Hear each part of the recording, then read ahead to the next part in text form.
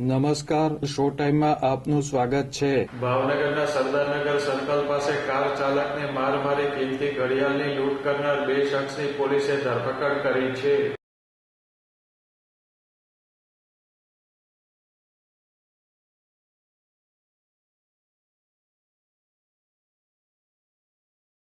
ભાવનગરના કાળિયાવીડ ભગવતી સર્કલ પાસે આવેલ સિદ્ધિવિનાયક ફ્લેટમાં રહેતા ભગીરથસિંહ વિક્રમસિંહ ગોહિલ અને તેના ભાઈ કાર લઈને આઈસ્ક્રીમ લેવા માટે સરદારનગર સર્કલ પાસે ગયા હતા.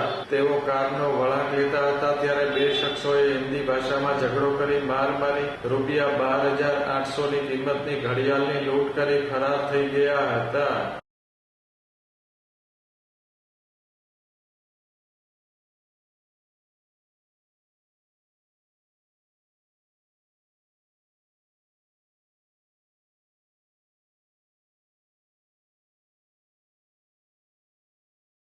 આ બનાવ અંગે ભગીરથસિંહે ઘોઘા રોડ પોલીસ મથકમાં ફરિયાદ નોંધાવતા પોલીસે ગુનો નોંધી મારામારી અને લૂંટ કરનાર બંને આરોપીઓની ધરપકડ કરી કાયદેસર કાર્યવાહી હાથ ધરી છે.